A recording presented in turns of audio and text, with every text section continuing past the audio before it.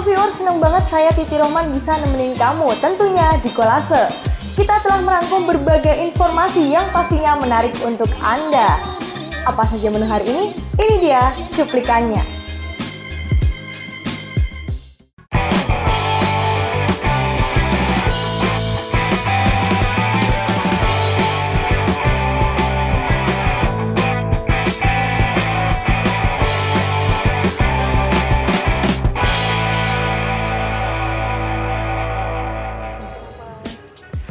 Semangat inovasi yang ramah lingkungan. Di Bantul, Yogyakarta terdapat kegiatan yang unik, yaitu beli pulsa pakai sampah. Sedangkan di Sleman, seorang wanita membuat pembalut yang ramah lingkungan. Seperti apa? Ini dia.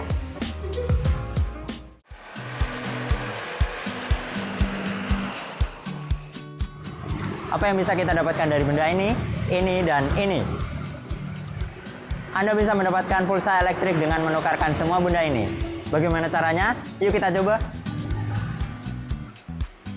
Guna menciptakan lingkungan yang bersih, warga di Bantul menciptakan bank sampah untuk mengedukasi masyarakat agar dapat memilih dan memilah sampah sehingga dapat digunakan kembali. Terletak di Kecamatan Badegan, Bantul, bank sampah ini berada di tengah persawahan warga. Akses menuju ke sana juga mudah, terdapat petunjuk untuk mencapai bank sampah ini. Selain fasilitas menabung, jasa lain yang ditawarkan juga cukup menarik, yaitu beli pulsa pakai sampah atau yang lebih dikenal dengan BPPS. Warga hanya perlu membawa sampah rumah tangga seperti plastik, botol air minum, dan kaleng bekas. Nantinya, nasabah akan mendapatkan buku rekening layaknya di sebuah bank. Kemudian, nasabah dapat menukarkan saldo yang dimiliki dengan pulsa telepon maupun isi ulang listrik prabayar. Kita ada konsep BPPS. Kalau di kesehatan kan ada BPJS. Nah, kita ada beli pulsa pakai sampah. Ini salah satu terobosan dari program kami di Bank Sampah, bagaimana terutama anak-anak ini kalau mau beli pulsa kan harus minta orang tuanya untuk minta uang itu. Nah, tapi dengan mereka buka sampah, mereka mau memilah menabung, lama-kelamaan ya jadi uang. Bagus, baik, dan juga di rumah juga akan, jadi kita nggak numpuk di rumah gitu ya. Jadi kita bisa buang ke sini. Dan di sini juga bisa menghasilkan ya. Tiap 1 kilo sampah yang ditukar dihargai mulai Rp1.000 hingga Rp3.000, tergantung dari jenis sampah itu sendiri. Kemudian sampah tersebut diolah menjadi berbagai kerajinan tangan yang unik dan cantik. Terima kasih, Bu. Jadi seperti itu untuk mendapatkan pulsa dengan sampah rumah tangga yang kita miliki. Selain mendapatkan keuntungan, kita juga turut serta menciptakan lingkungan yang lebih bersih.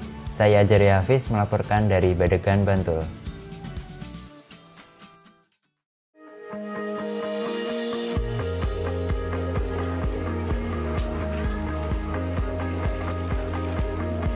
Yang tahun 2009 di Jalan Kaliurang kilometer 10, Gondangan, Sleman, Yogyakarta, Fadilah Soraya memproduksi pembalut kain pul yang ramah lingkungan. Bisnis ini bermula dari masalah pribadi Fadilah saat mencari popok yang tidak berbahaya untuk anaknya. Dila juga melihat masalah lingkungan dan banyak sekali wanita yang mengalami iritasi dengan pembalut sekali pakai. Pembalut buatan Fadilah terdiri dari 3 lapis kain. Di bagian terluar terdapat kain pul atau kain kedap air. Di lapisan kedua terdapat kain microfiber berbentuk handuk yang berfungsi untuk menyerap cairan. Di bagian ketiga terdapat microfleece lembut untuk mencegah iritasi. Keunggulannya selain dia ramah lingkungan adalah rasa nyaman. Jadi yang kita ketahui banyak sekali wanita yang iritasi memakai pembalut sekali pakai di daerah kewanitaannya. Nah, dengan pembalut kain itu bisa diminimalisir seperti itu. Fadilah memproduksi pembalut kain menggunakan tangan dan bantuan mesin jahit. Dalam sehari dapat menghasilkan 100 buah pembalut dengan berbagai ukuran, warna, dan motif.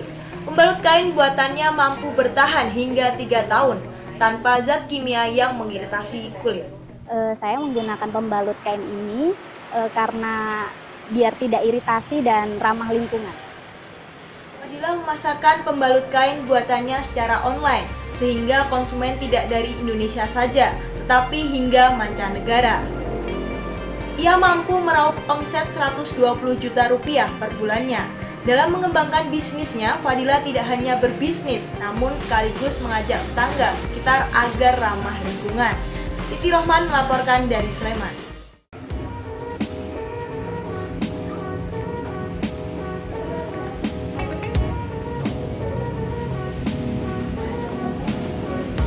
Umur senja semangat muda, itu gambaran dua sosok ini. Mbah Yudi, si Raja Egrang, dan Mbah Ahmad yang semangat bekerja untuk beribadah. Di usianya yang tak lagi muda, Yudi Karyono, warga Kelurahan Panembahan, Kecamatan Kraton, masih tetap peduli terhadap permainan tradisional egrang. Ia tergugah untuk memperkenalkan permainan egrang ke seluruh Indonesia. Ia memulai misinya dengan melakukan perjalanan dari Jogja menuju Jakarta dan dari Jogja menuju Surabaya dengan menggunakan egrang. Tujuannya tentu saja agar di sepanjang perjalanan banyak orang yang melihat, terutama anak-anak, sehingga mereka kembali tertarik dengan permainan egrang. Tak heran, karena ambisinya yang begitu kuat untuk membudayakan egrang, kini Yudi Karyono disebut sebagai Raja Egrang oleh masyarakat luas. Dan kami sudah sumpah selama Allah masih memberi kaki bisa berdiri dan napas bisa bernapas, kami membudayakan egrang tidak ada hentinya, Mbak. Dan kami mempunyai murid-murid kami ini masih kerabat saya dan ini belum komplit semua. Kami latih dan untuk selanjutnya kami membudayakan egrang itu untuk tujuan kami untuk masyarakat luas, terutama generasi muda yang selalu sudah dimanjakan teknologi itu, Mbak.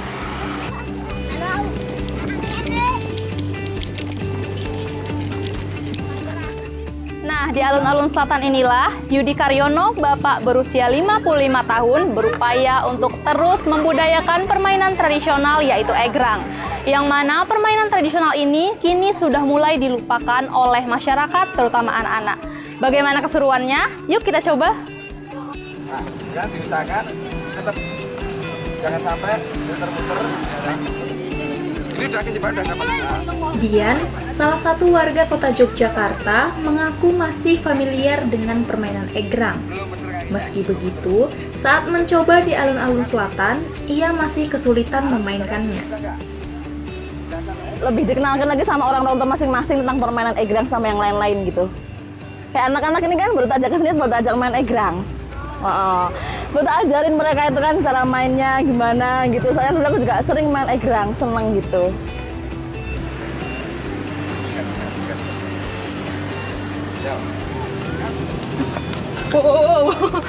Nah, ternyata nggak mudah juga ya memainkan permainan tradisional egrang ini. Tapi lumayan seru juga loh karena dapat menghilangkan stres. Saya Zahra Dianti Rahab melaporkan dari alun-alun selatan Yogyakarta.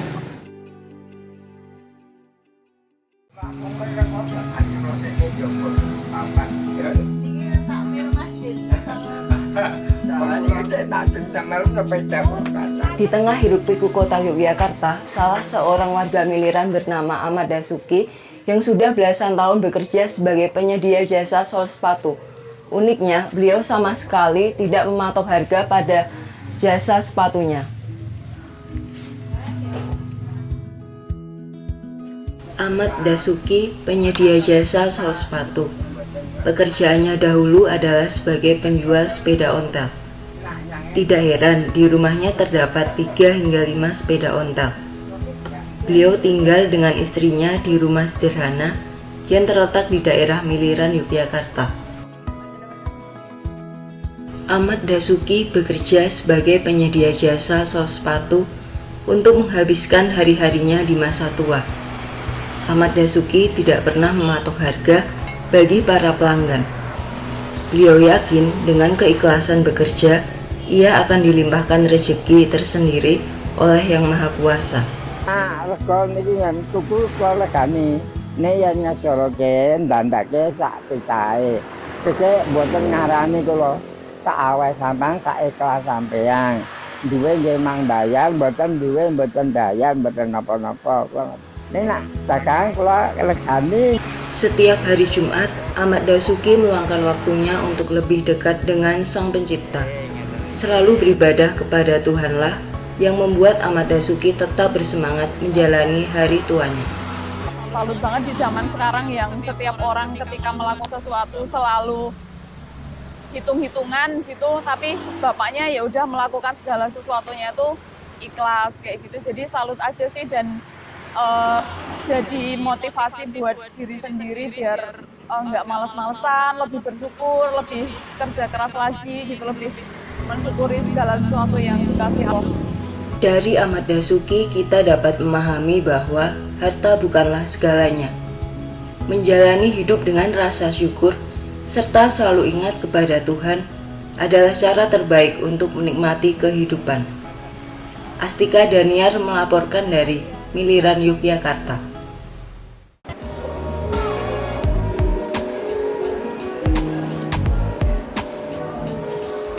Bulan Ramadan kita akan menuju ke Kulon Progo melihat pesantren yang didirikan oleh mantan napi. Selanjutnya kita akan berwisata menuju Masjid Gede Mataram. Dan terakhir kita akan berburu takjil di Masjid Jogokaryan.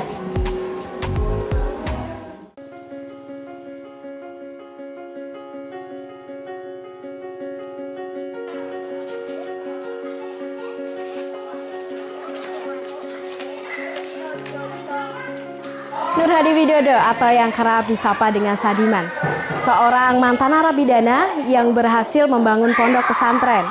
Pondok pesantren ini dinamakan Pondok Pesantren Al-Ghifari yang bertempat di Dusun Gentan, Kabupaten Kulon Progo, Daerah Istimewa Yogyakarta.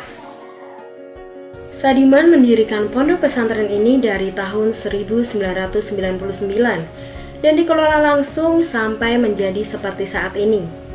Motivasi Sadiman mendirikan pondok pesantren ini karena warga di Dusun Gentan dulunya sama sekali tidak mengenal agama Islam. Bahkan untuk mengucap basmalah saja tidak bisa. Karena gimana ya, saya pengen nyoba-nyoba aja waktu itu, pengen ganti aliran dan sebagainya dari kejawen ke agama. Tapi ternyata membuahkan hasil yang luar biasa, perubahan dalam diri saya. Untuk kedepannya ya mudah-mudahan anak cucu kita dan masyarakat itu bisa melanjutkan perjuangan ini. Selama di dalam sel, Sadiman terus belajar agama, dan hebatnya selama 3 bulan ia sudah bisa menghafal Al-Quran. Ilmu agamanya terus ia perdalam. Saat keluar dari sel, dia langsung bisa mendirikan pondok pesantren di halaman rumahnya. Untuk kegiatan pesantren, para santri diajarkan sekolah dan mengaji. Saat kegiatan mengaji berlangsung, anak-anak didampingi oleh para ustadz dari luar. Menurut pendapat saya, kalau sebagai Pak Kiai itu, menurut saya sangat bangga sekali dari awal permulaan mendidik dan mendirikan pondok, mendirikan masjid, dan saya bangga sekali terhadap Pak Kiai.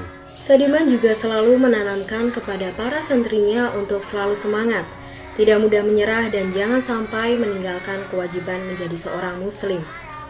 Astica Nurinda melaporkan dari Pondok Pesantren Al-Ghifari, Kulon Progo. Kota Gede, sebuah kecamatan di daerah istimewa Yogyakarta yang menyimpan jejak sejarah keistimewaan religi. Disinilah kerajaan Mataram Islam pada masa itu berpusat. Berkelana ke Kota Gede tidak akan lengkap jika tidak berkunjung ke Masjid Kota Gede, bangunan tempat ibadah umat Islam tertua di tanah Yogyakarta.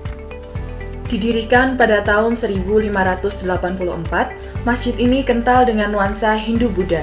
Ditunjukkan dengan gapura yang berbentuk padu raksa adalah wujud toleransi dari Sultan Agung guna menghargai umat Hindu yang ikut membangun masjid.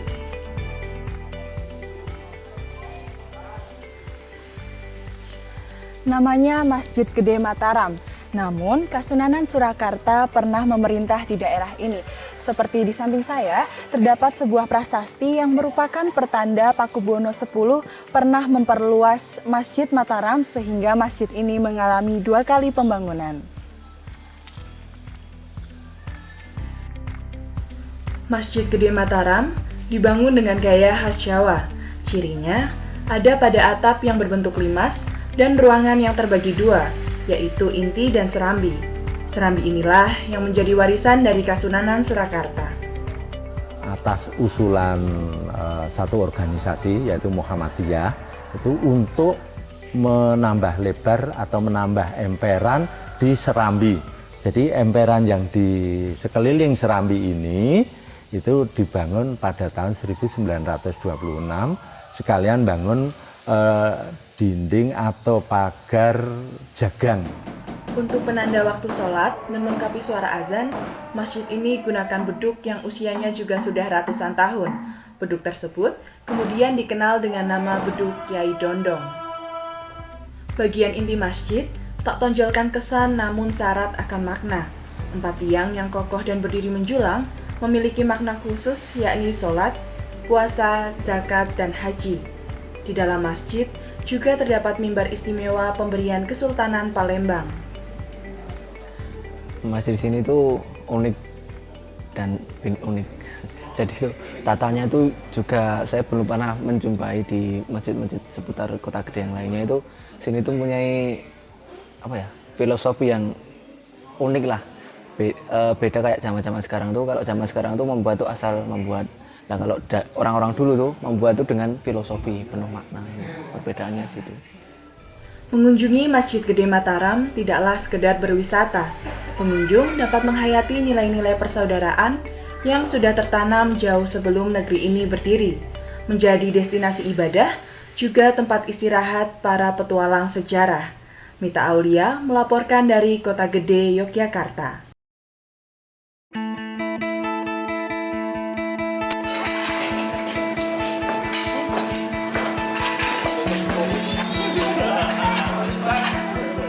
Semarak bulan suci Ramadan sangat terasa di Jalan Jogokarian, terutama pada saat berbuka puasa. Ada hal yang menarik di Kampung Ramadan Jogokarian ini, yaitu berbuka puasa gratis di Masjid Jogokarian. Ada sekitar 1.800 porsi makan yang disajikan dan dibagikan kepada masyarakat untuk berbuka puasa. Menu makanan berupa nasi lengkap serta lauk pauk berganti setiap harinya. Untuk menyiapkan takjil 1.800 porsi, pihak panitia Masjid Jogokarian sudah menyiapkan dana 2 minggu sebelum Ramadan. Dana tersebut berasal dari donatur yang singgah di Masjid Jogokarian. Ada pula yang mentransfer dana melalui via rekening.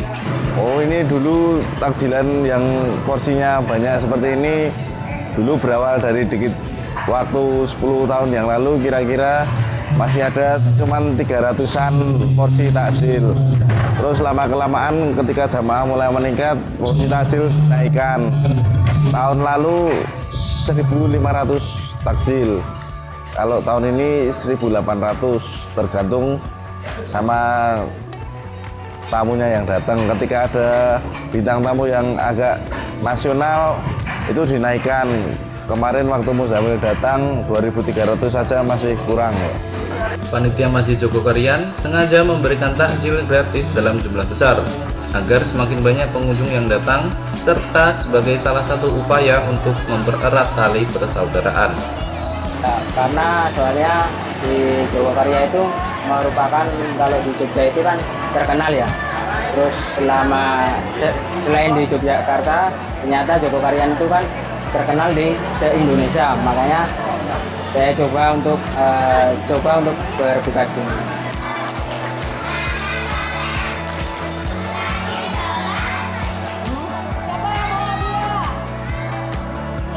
Oke, dan saat ini saya sedang mengantri untuk mendapatkan takjil berbuka puasa.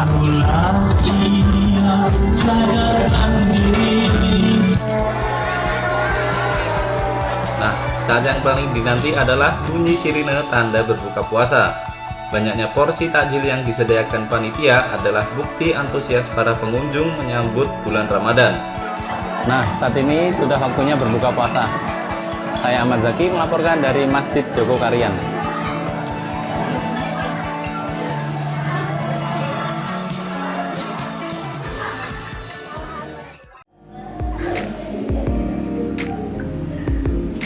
Terima kasih ya.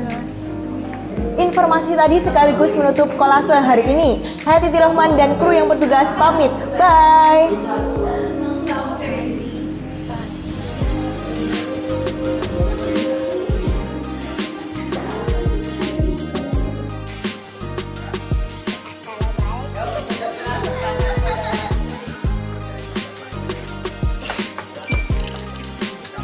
Kurang gede.